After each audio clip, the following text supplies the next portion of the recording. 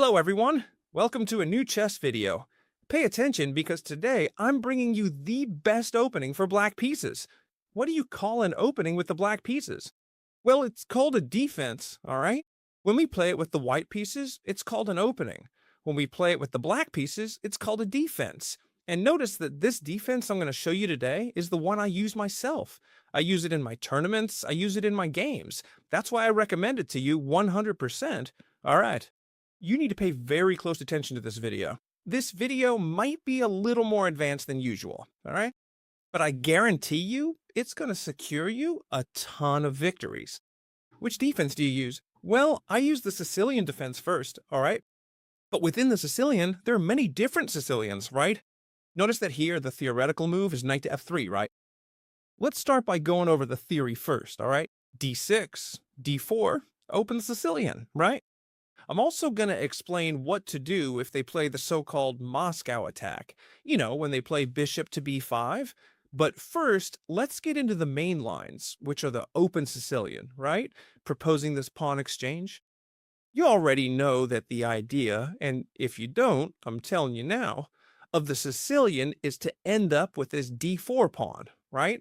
To trade a side pawn for a central pawn.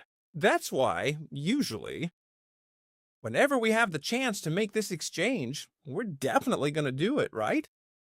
Pawn takes pawn, knight takes pawn. Here we'll play knight to f6 to attack this pawn here. This is all theory. And after knight to c3, we have a lot of options here, right? Likewise, the main one is a6, the Sicilian Najdorf, which isn't the one I'm going to show you in this video, though it's also very good, okay? But people are usually more prepared against the Najdorf. There's also the Sicilian Dragon here, for example, the 7 engine. There are a lot of them, right? But I recommend the Classical Sicilian, knight to c6. It's a really interesting Sicilian that hides quite a few tricks people often fall for, right? And besides, it's a very solid Sicilian, a really solid defense. So you can play great games and even beat opponents who are much stronger than you. All right, here they exist. There are a lot of options on the table here, and we're going to look at absolutely all of them because I want you to be super prepared. I don't want you telling me, hey, wizard, this is great, but what if they play something else? Well, we're going to cover everything. So let's start maybe with a move that doesn't affect us at all. For example, if they play a quiet move like bishop to e2, we're going to break with e5. Why? Because if they play a passive move, and they're also developing their light squared bishop to a square that's not c4, we're going to play e5. Notice, if they play the bishop to c4, we're going to play e6, right? Because we have to punish this bishop. Notice that if now they play, for example, another bishop move, now we're not going to play e5. Why? Because this bishop still hasn't developed and could come to c4. Right? Okay, so if they play, for example, bishop to e2 or bishop to e3, we could play e5, right? Bishop to c4. We're going to play e6, okay? And if they play bishop to b5, then obviously we have to defend this here. We'll play bishop to d7, and we'll be in a really good position. So now we know what we have to do against any move by the white bishop. Let me review, okay?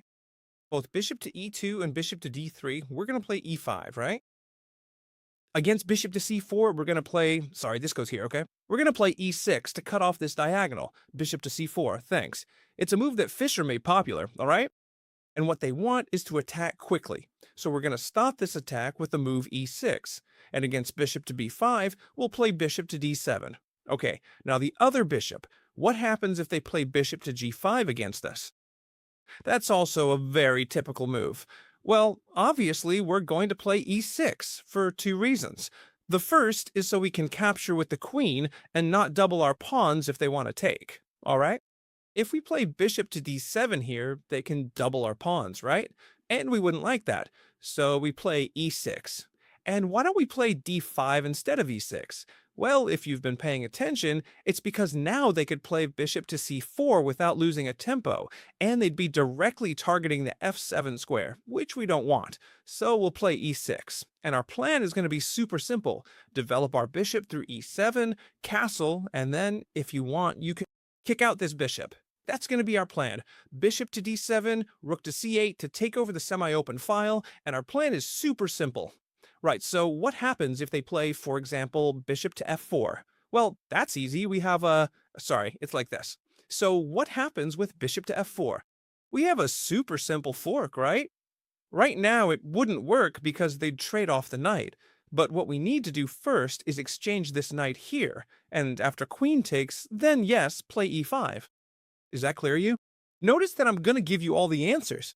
This video is going to be super useful for your repertoire. Careful, make sure to save this video, give it a big like, do something so you keep it saved, because this video is going to help you a ton. Because you'll have every single one of your opponent's responses covered. Absolutely all of them. So you'll be super strong no matter what they play against you. Alright, so what happens if they play, for example, bishop to e3? That's a move that's pretty typical, okay, of the English attack.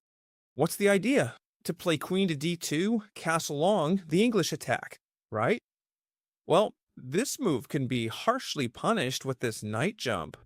Notice that even the engines recommend e5, but this knight jump to g4 is super dangerous, and it's practically impossible for your opponent to find the combination to save themselves. Okay, if your opponent is a 2700 rated player, they'll probably know this, alright? Although I don't think a 2700 would play bishop to e3 right away. Here, notice that there are several possible options. For example, what would happen if they put the bishop over here? Many of you will be tempted to go for the double attack again. Here it works for us, but they exchange pieces, right? But you might say, well, I'll just do the same as before. Knight takes knight, queen takes knight, and now if I play e5, well, this would actually be a mistake, because notice there's a trick here that if you haven't seen the video, you probably don't know, but it's a very simple trick once you see it. They just move their queen back. You might think, hey, that's cool, you move the queen back, but you're losing the bishop. Yes, you're losing the bishop, but after this check, you have to block, and now this knight can be captured by the queen. Notice that this bishop can't capture the queen because it's pinned. See, it's a subtle point. A little bit tricky, right? That's a little bit tricky. I'm going to back up a bit because I don't want anyone to get lost, but this is something you need to keep in mind. How did we get here? It's simple, right? Classic Sicilian, knight to f3, d6. I like to play d6 first, although you can also play knight to c6, but I prefer d6. It's up to you. d4, pawn takes pawn and knight takes pawn, knight to f6 attacking here, and knight to c3, okay? This is where we're going to play knight to c6, our classic Sicilian. And we've seen that after bishop to e3, we were going to play this knight jump here.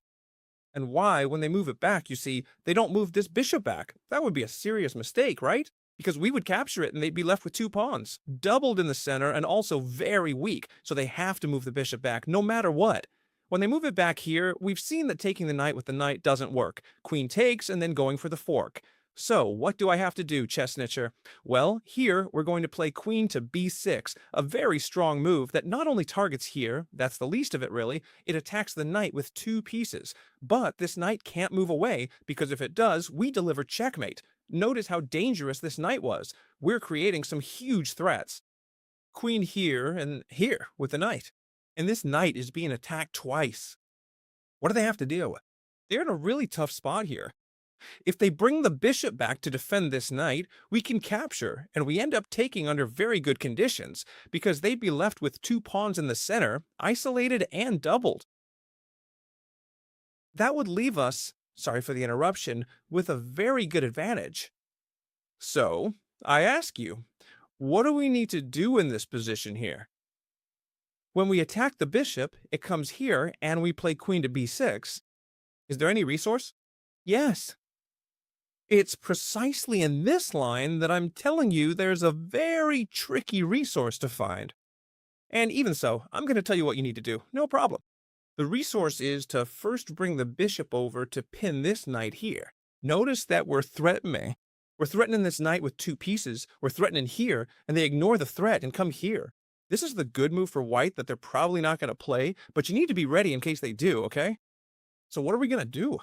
Well then, here the engines recommend this move, which I don't recommend at all, alright? I don't recommend this move at all. Instead, what I recommend is to play e5. All right, we're setting up a fork, right? And notice here, the only good move for white, again, okay? Look, okay, what is it? Is it to move these? No, it's to jump with the knight over here. Isn't it really hard to find this? But if they do find it, I'll also tell you what to do. They attack our queen, so we're going to capture this knight here. And we'll play a very balanced position. Very, very balanced, all right? And we're going to play from here. And I don't want to get deeper into the weeds because it's extremely complicated to reach this position here. I'll go over it very quickly, so you have absolutely no doubts. Look, this is how it stands. They play bishop to e3, we attack the knight. They play the good move, bishop to f4, we play queen to b6, right? To put on some pressure, they play the good move. It's so hard to find this one, but anyway, now we know it. So what are we going to do here? e5, they play the good move again. We capture this knight with the queen. So with this, we have a perfect solution for what to do if they play bishop to e3. For example, against bishop to d2, we would capture the knight, right? We stop defending. All right. So we've looked at all the possible moves for this bishop and all the possible moves for that bishop. Hey, chess Titchell, for example, if they capture here, what happens? Well, we should thank them, because this pawn is going to support the center, and they've traded white's most active piece for one that wasn't all that active for us anyway. So this exchange favors black. What else? All right, a main move. From the English attack, if we want to play bishop to e3, but this move bothers us, we're going to play f3. I'm sure many of you who've played a lot of Sicilians will agree with me that f3 is a very common move in these types of positions, so you can develop the bishop to e3 very comfortably, let's put it that way. Well, here what we're going to do is break with e5 very energetically, and check this out, because this is the line I like the most. We can go in two directions, depending on what the opponent does, but I love both options. Notice that c3 is the move I see most often, because they're afraid to develop the bishop first since there's this knight jump. See, I'm covering all the moves, right? Give this video a big like because it deserves it. I'm revealing how I play my classical Sicilian. Careful now. Okay, f3, right? The white setup that seems most dangerous because it blocks everything for us still has yet to develop this bishop, but in this case, we're going to play e5 right away, and I'll tell you why. Now, this knight can't go back here, right? It simply has two squares. It's true that it could go back, but that would make white's development really slow. Why? Because it would hold back the development of the bishop on that square. Alright, so the two most traditional moves, as you probably already know, are knight to b5 and knight to b3, and I have some really dangerous plans ready for both. Let's start with knight to b5. What do we play here? A 6. This knight only has one square. Notice that in other types of Sicilians, when we play e5 directly without this pawn here, we have to be very careful when playing a6 because they can jump here, defended by the queen. Check, and we'd have to give up this bishop if we don't want to lose castling rights, right? But in this type of Sicilian, the classic one where we already have the pawn on d6, we can play a6 and force our opponent to move their knight to a3. That's a pretty sad move. And now we would continue with b5, with the idea of pushing b4 and attacking these two knights. The best line here would probably be knight to d5, and we could continue developing, for example, with bishop to e7. Hey chess teacher, are you really giving up the bishop pair? No problem at all in this case, because this knight is very strong and this bishop can't get out. So if they capture here, it actually benefits us, because these two knights support the break on d5, and we'd be left with a fantastic position. We castle, this knight is in terrible shape because it can't get out, so we wouldn't have any problems.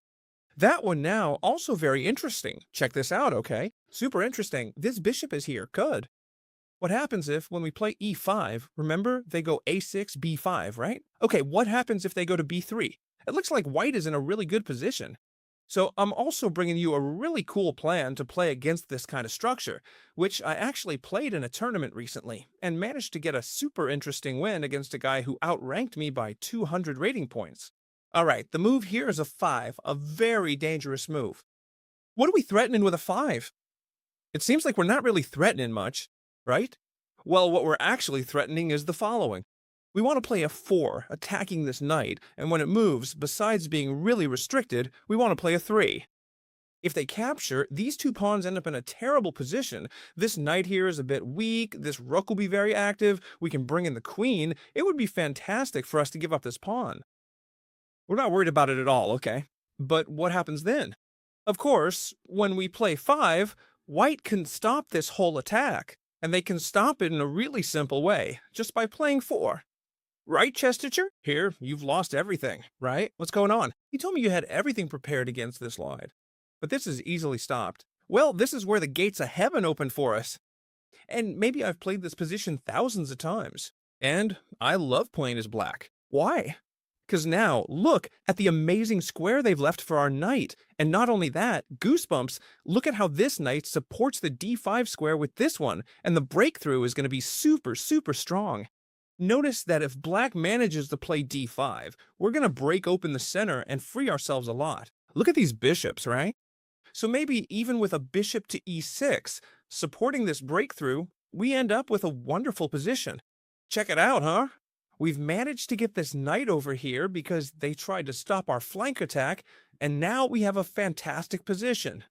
So just look at what an extensive and interesting repertoire this is, and don't go anywhere because the best part of the video is coming up. We're going to quickly go through a real game, okay?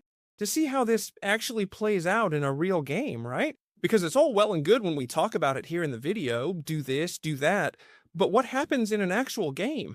So I found a really interesting game. Let's quickly study it together here. This isn't going to be a super deep analysis, it's just so you can see the ideas, right? Between two players rated over 2400 elo, right? Who play this classic opening. d6, d4, pawn takes pawn, knight takes pawn. Now what will we do here? That's right, knight to c6. Now white has to defend this pawn. Knight to c3 is the most logical move, and we play knight to c6 to go for the classical Sicilian. In this case, they go for the f3 variation. It doesn't matter what they do, because we've got all the options covered. They play f3, for example, and so here we know we're going to play e5, a really interesting move. And here they have to decide whether to bring the knight here or bring the knight over there. In this case, they bring it to b5, and now, remember, we had to play a6, which is what they do in the game. Knight to a3, and here I recommended the move b5. But this player with the black pieces prefers to go for bishop to e6, which is also super interesting, right? Surely later on they can play b5, there's no problem. And bishop to e6 is supporting this breakthrough I was explaining to you a moment ago. So bishop to e6 is a super interesting move. Here, white makes a small inaccuracy, okay? What is this small inaccuracy? It's knight to b4. Notice that white was thinking, well, now if they capture me with the bishop, I've won the bishop pair. And besides, I have a pawn that's really well placed here, right? And if they capture me with the knight, then black would lose a piece, because I'm making a fork. What white probably didn't calculate here is that this is an inaccuracy that loses a pawn. If you want, you can pause the video and try to find the way to win a pawn, because I'm about to reveal it, okay? All right? The correct move is knight takes knight. Why? If we get forked, well, this fork doesn't matter to us, which is actually what happened in the game, because now there's the move queen to 5 check, and it also attacks this pawn here. They have to get out of check. In this case, they use c3, and they also open up a space to reposition this knight that's really badly placed, but of course, they lose this pawn, right? White decides to trade queens, which I don't recommend when you're down material, okay? We trade queens, and here white just keeps developing without any problem. As you can see, black has ended up in a really good position after the opening, which is what we're looking at, right? It's an opening that's really useful for us. This bishop here looks odd. It's kind of stuck, right? He puts it back here so he can open up with d5. A very, very logical move. Knight to c2, like we said, white wanted to reposition it. This knight, and notice that now it goes on the attack on the king side. Why is that? Because now there are no queens on the board, so we're not as worried anymore, right? Even if the king is a little more exposed, in fact, it's going to be a very important piece. Bishop to e2. Notice that white is going to be playing catch-up. To f5, black goes on the offensive. They have an extra pawn. It's true that there's a very useful square for the black bishop, and the dark squares are quite weak, but black doesn't really care much about that. They simply bring the king into the attack. We know that the king is super important in the endgame. Really, really important. White castles here. For now, they're down a pawn, but it's not too bad. But of course, being down a pawn really makes a difference, doesn't it? Notice that now the knight is probably pulled back to open lines and to support this pawn advance. White does the same thing, right? They keep expanding over here. Check out this way of playing. I'm going to go through this a little faster because it's not as important for us. He pulls back with the knight, then brings it back, taking advantage of the fact that this pawn is no longer here controlling the b5 square. Look at how he recycles his pieces. b3, quickly breaking up this whole structure that's really bothering the black pieces. He brings the knight back to b2, pawn takes pawn, and pawn takes pawn, develops the only piece left, bishop to g7, and now white stops this rook attack with the knight. On a4. Notice that, as I was saying, when you're down material, like in this case, the white pieces don't want to trade pieces. That's why they blocked this file. They don't want to move the rook away. Why? Because if they move the rook, the black pieces will take control of the file. The attack continues. Look at how the black pieces are attacking. The white pieces have to stop this attack, and now they finally jump in with the knight. Careful, here the white pieces are thinking, well, I'll capture this bishop, and also I double their pawns, and not only do I double their pawns, but they also end up with 2 isolated pawns and 2 double pawns. But in this case, it's not too concerning since the dark squared bishop will never be able to attack it, and we have the bishop pair and an extra pawn. This pawn structure is very, very, very well compensated. I bring my bishop here. Notice how I take advantage of the weak squares. They attack our rook. Now what do we have to do? Clearly, we have an extra pawn, so we trade this rook since it's under attack. It's the best option. He improves this rook from its inactive spot and places it on an open file. Look at that. How is it an open file with 2 bishops there? An open file is a file that doesn't have any pawns on it. It doesn't matter what pieces are on it. Notice that the pieces can move out of the way whenever they want. That's why it's called an open file. White keeps up the pressure with this rook to a7, and now they defend with this rook over here. He brings the rook back because it wasn't doing anything there anymore. He's already putting a bit of pressure on this bishop, but look, he moves it aside, puts it over here, improves the king, the white pieces. Notice how they're suffocating now with this bishop covering here and here, these squares that are super weak because all the pawns are on white squares. Plus, a bishop defended by a pawn is the strongest thing in chess, I assure you. Notice how he brings the rook back again. The white player is a bit nervous here. Black plays king to f6, recycles his rook to come attack these doubled, but not doubled actually, just isolated pawns. He brings the rook over, and you can see he's advancing as best he can. He moves the bishop out of the way to clear a path, but it doesn't matter, because now I attack your knight, and when you move the knight, what happens? Of course you move the knight, and now I have to defend this pawn or else they'll take it. So he brings the bishop back. Notice how this is cooking slowly, simmering. What's good about this Sicilian? There's something really good about this Sicilian. If they don't manage to beat us in the opening, right? This is important, okay? They're not going to beat you, because I've explained it to you really well. If they don't manage to beat you in the opening, you'll have a better endgame, right?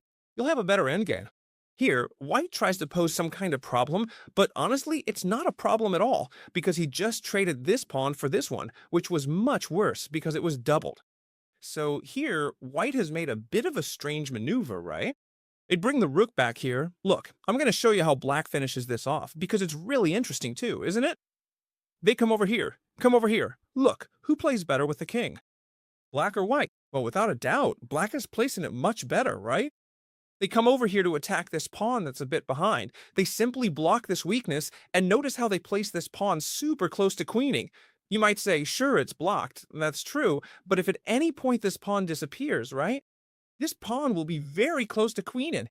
We see this a lot in the French defense, for example, and the exchange variation, where advances are made on the queen side, right? Alright, here the bishop retreats, and the rook moves forward. Well, it's a maneuver that's probably meant to prepare this b5 advance, so the pawn is defended. That's why white places the knight on c3, precisely to protect that square over there. But anyway, black doesn't really care about this because they're coming to put direct pressure on this pawn. They have to place the rook passively. Notice the difference between an active rook and a passive rook. Super interesting. They trade this knight here. Why?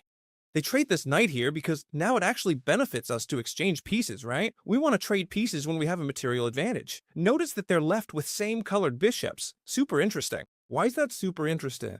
Because opposite colored bishops usually lead to a draw.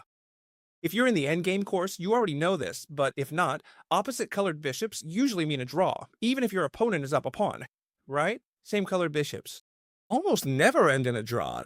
That's why here, the black pieces benefit from knowing this, right? They understand the power of bishops and trade off their opposite colored bishop. He places the king here to try to attack the rook before it's too late, but the rook just moves away without any problem, right? White tries to advance here, coming to attack this point, which, as you can see, is so weak. You remember, right? So weak. They have to defend with bishop to f1. There's no other choice. The white pieces are really struggling. Rook on the open file. Watch out, the rook is coming in too. They have to try to get active. Maybe they want to push this pawn here, but they just don't have time. Why? Because the rook comes in without any hesitation. They're coming in super strong, cutting off the king. Even this king moves back because he doesn't want any trouble. He gets checked, and now they're going to take another pawn, right? So this endgame is even more winning now. An endgame with 2 extra pawns. Notice that the game continued for a few more moves, but without a doubt, this endgame has been gradually secured by the black pieces. Notice that there were probably already time troubles here, because we saw how that pawn was left hanging, right? But it's much easier to play when you have a winning position, right? Than with a pretty dangerous position. Here it attacks with 2 pieces, and notice that there's no way to save that pawn anymore. Here, white resigned. A super interesting opening. We've seen this game. How the pressure kept building toward the end. Classic Sicilian defense. One of my favorite weapons, if not my absolute favorite, with the black pieces. I truly hope you loved this video. Hope it's useful for you. Save it well. Alright? Keep this video handy so you can review it as many times as you want. And of course, I'm sharing this video with you completely free of charge.